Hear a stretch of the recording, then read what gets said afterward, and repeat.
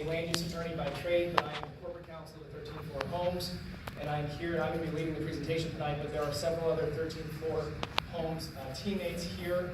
We've got our division president, Mike Nunziata, Landon Massel, Alex Peters, Lori Marietta, all here to answer questions, and a couple of our consultant partners who are going to come up as well, who help us work on this plan. They'll come up at the end for a question and answer portion. So what I would ask is if you have questions, please hold them till the end. Let's get through the presentation, and then we'll do question and answer period. Tonight we're here to discuss the Polo North Golf Course. I just want to be very clear. This is a 30,000-foot overview. We have not filed any application with the city. We've not started any kind of approval process. This is very conceptual. The entire point for tonight is for you to get an idea of what we're thinking and then to provide us with feedback and your input. So with that, let's begin. First, a little bit about us. 13 Floor is a local home building company, and we're proud to be based in South Florida. What that means is we all live, work, and play in the communities that we build in. A lot of us have significant ties to the communities that we work in. And that's one of the things that sets us apart from the bigger national builders. There is no local connection, there's no local feel, they don't really know the vital pulse of the South Florida community. One of the other things that sets it apart, and it's significant, is our model. And honestly, it's one of the reasons that I came, I'm relatively new to the 13 Floor team, but it's one of the reasons that I joined 13 Floor. Their model is not the typical developer model. The typical developer model, they come into a municipality, they identify a parcel of land, they purchase the property, they start immediately with the approval process, ran it through as quick as they can, usually with minimal community input. They get the approvals necessary, they get the votes to get the approvals necessary, and they start building. That's not the 13 Floor model, and you'll hear a little bit more about that in just a minute.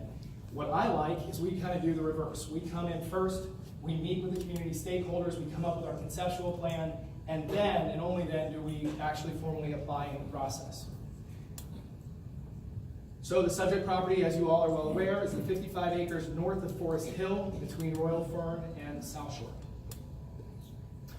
Polo North Golf Course, for those unaware, opened in the 1970s. It was a 9-hole course. 2 of those holes were south of Forest Hill Boulevard. The rest are north. It ceased operations in 2002, and it's been vacant ever since. There have been a number of previous development proposals on this property, and while none of them have come to fruition, ultimately something will be redeveloped here. It may not be us, it may not be them, but something will happen. Based on the previous proposals and based on us being here, we have a contract to purchase the property, right? The property owner is interested in selling, so it's not an if, it's a when. Some of the previous proposals that have come forward on this property were mixed-use redevelopment. So think a city center concept with residential, shops, restaurants.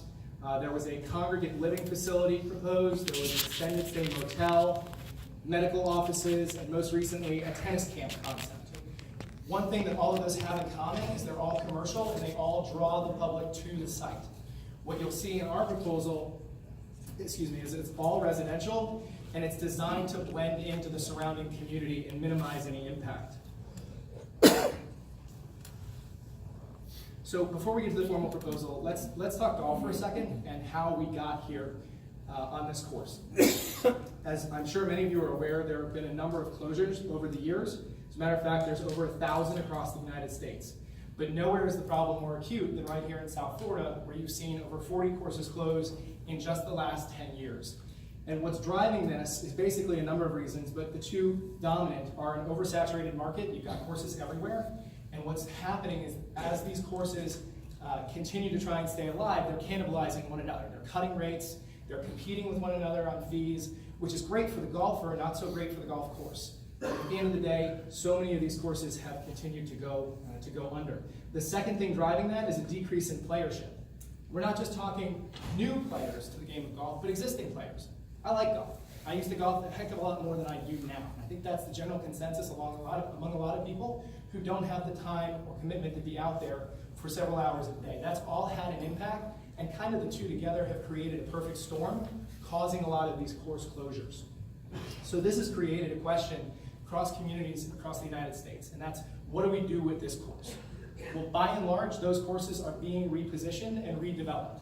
in any number of things. It may not just be residential, it may be commercial, it may be mixed use. It may be any number of uses that they can get approved at that point. But I can confidently say one thing. As far as this course is concerned, you all know this course has been closed for more than 20 years. Golf is not coming back to this course. It is not a viable option.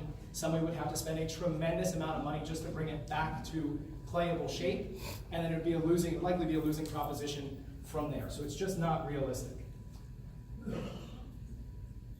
Now, you heard me mention that we have a unique development model, but I want to talk for a second about the typical playbook. The typical playbook for a typical developer, they come in, they identify the course, probably struggling, not necessarily applicable to this course specifically. They cease the golf operations. They let the weeds grow. It kind of puts pressure on the surrounding property owners.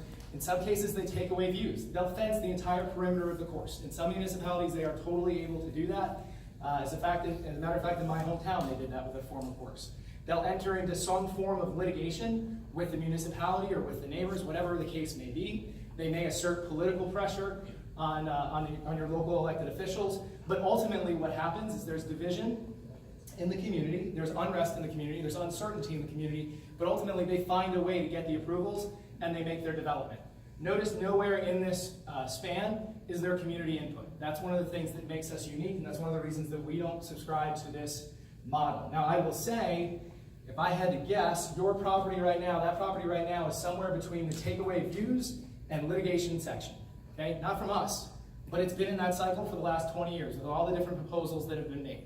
Okay, so what we're proposing tonight is not only a concept that meshes well with the surrounding neighborhood, but it gets it out of this vicious cycle, and it ends the uncertainty. So our approach, bless you. So our approach, step one is data gathering. What that means is basically the due diligence that we conduct on a property to see if it's a viable course. Step two, planning and design. This is where we work with our consultant partners to see what a property would need to look like in order to make it work. Concept introduction, bless you. Thank you. Concept introduction is basically what we're doing right now.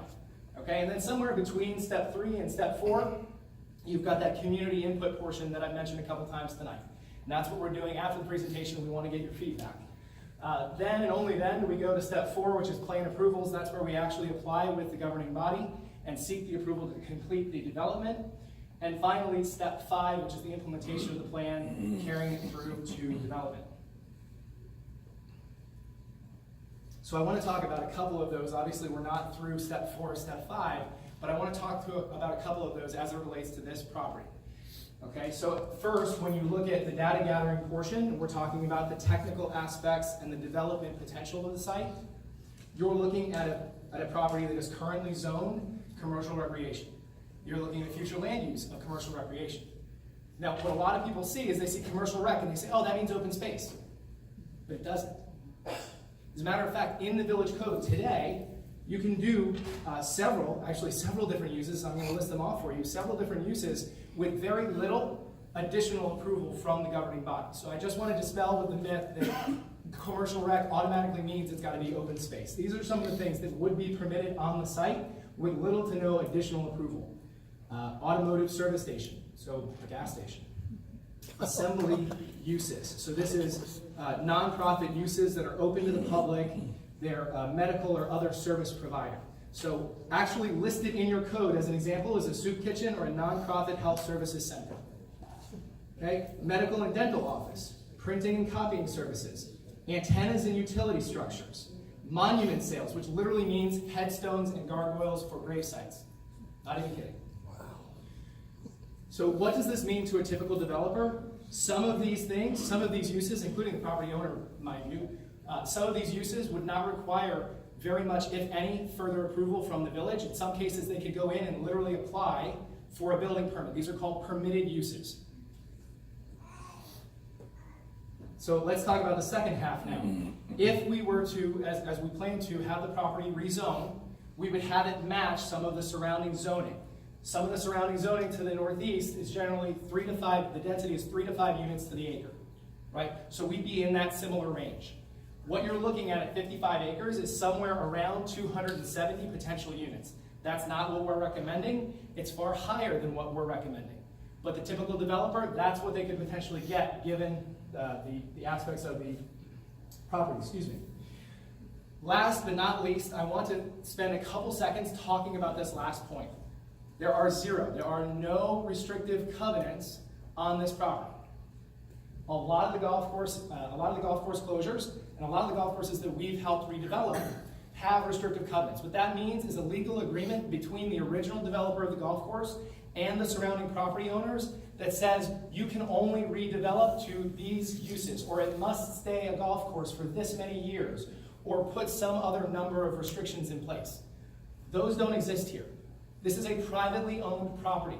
And in Florida, that privately owned property, that private property owner has property rights and has development rights. So at some point, something will happen here. What we're trying to say to you is we're coming with what we think is a reasonable plan, a residential plan, mind you, that blends into the surrounding community. It's not as nearly as offensive as some of the previous proposals on this site. Next step is planning and design. These are some of the folks that we have worked with, all local, some of whom actually live in Wellington and in and around the course, as a matter of fact, that have worked on this plan. And why I mention that specifically is it means they have significant insight into your community, right? We're not just some outsider from some big national home builder, we're local. And the folks that we use are also local. And with that, I'm pleased to introduce Polo Club North. Polo Club North will be a new luxury residential community situated in an island-like setting, surrounded by lakes and landscape buffers that contribute to the fabric of the existing community. What we're proposing is 225 luxury for sale single-family and townhome units. So no retail, no office, no industrial, no apartments. Single-family, townhomes, all for sale. They're purposely placed at a higher price point. This is done to help increase property values in the surrounding community as well. The single-family homes start around $500,000, and the townhomes at $400,000. Look, we all understand how important open space is, not just to this community, but all communities. We get it. It's a former golf course. Okay? That's one of the reasons that our proposal has no back-to-back units. Right? And the layout that we have allows us to still have 27 acres of open space. That's almost 50% of the property is maintaining its open space. Tree canopy is another thing that we've found in some of the other communities we've done work in is vitally important. With this proposal, the tree canopy, the number of trees and the tree canopy overall will actually increase on the property. Look, I get it. It's a nice open green space, and it looks nice, and I like it in my backyard, I understand that, but at the end of the day, this is a former golf course.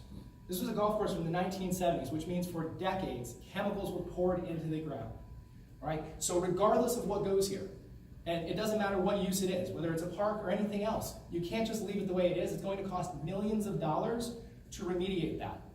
That's built into our proposal. So that's not just a benefit of our residents, but that's a benefit to all of the surrounding residents as well. Traffic, obviously one of the bigger points that we want to, and I'm going to spend a couple minutes on this slide if you don't mind. Not only do our suggested traffic improvements take care of any impact that our additional residents would have, but it actually improves the roadways from where they exist today. Let me go through them. So this is the access point. This is the only access point in and out to our property off of Forest Hill Boulevard. Now, I know some other proposals had talked about in the past some sort of entry from the library or up into Burkdale. We're not looking at any of that. We want to come in and out off of Forest Hill. Okay?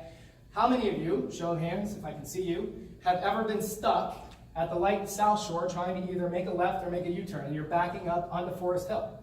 Show of hands? Show of hands. I know I have. My parents used to live right off of Pine Valley Drive. Happened on more than one occasion.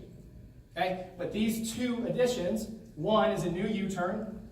Okay, new U-turn point, so those cars that are usually coming all the way down to South Shore to make that U-turn, are going to do so right here. That's going to alleviate some of that congestion. Additionally, extended turn lane. We're putting in an additional 125 feet of extended turn lane. That's about 18 additional cars worth of stacking that can sit on that left turn lane, you try and go on South Shore without backing up onto Forest Hill Boulevard. And of course, last but not least, a new optimized signal that basically just helps overall traffic flow in the region. So, one of the most important things that we're going to talk about tonight are property values.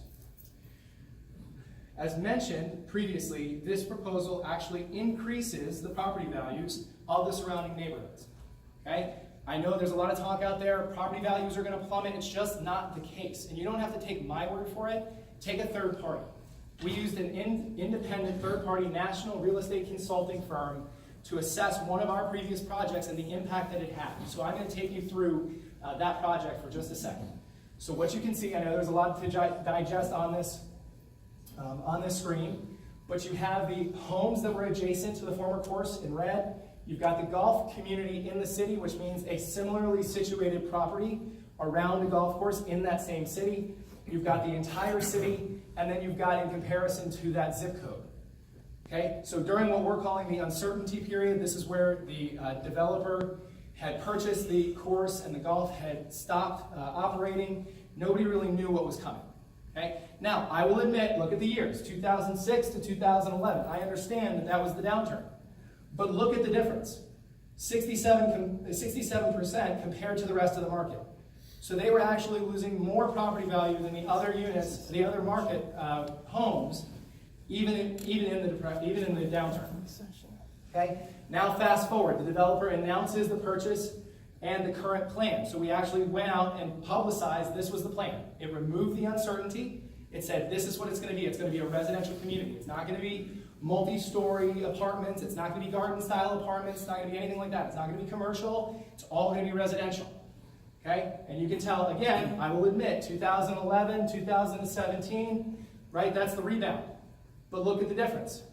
158% compared to the rest of the market.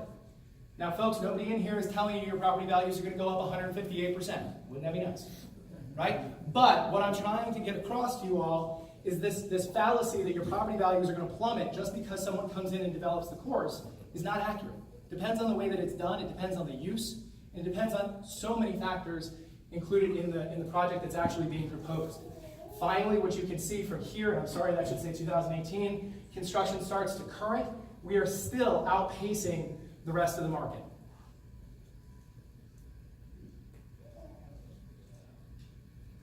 Let's talk about local government impact and your local economy, local economic impact. So for those of you that are not aware, the golf course currently, the former golf course site, currently contributes a whopping $27,000 to your local government entities. $27,000. To put that into perspective, that's about 3 single-family homes. 3 single-family homes for 55 acres. I'd say that's a bargain if I'm a golf course owner. Okay? Proposal. Under our proposal, you're talking around $2 million annually. Tax revenue generated from the site. Okay, that's an additional $2 million a year in the budgets of your local governments to pay for the services that you provide with no impact on you. And upfront, $3 million in impact fees to provide those same services.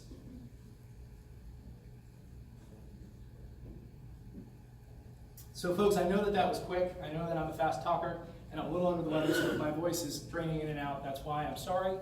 But look, that's a 30,000-foot view of what we're thinking. I wanted to make sure that the presentation was brief so we had plenty of time for question and answers. What I'm going to ask before we get to question and answers, though, if everybody could take out their cell phone, we're going to ask you for your feedback, okay? So all I need you to do is text that number and just give us your feedback. And if you want to wait until after you ask your question, no problem. If you want to wait until later tonight, no problem. If you want to wait till tomorrow, again, no problem. But we'd like to get your feedback. I'll give you a couple minutes to do that, all right? And then we're going to go ahead and bring the team on up here and we'll start the question and answer portion.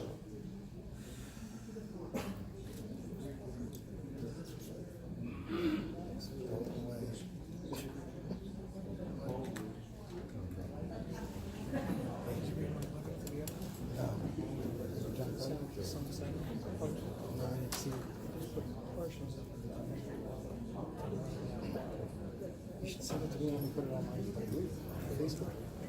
I'll put the whole thing.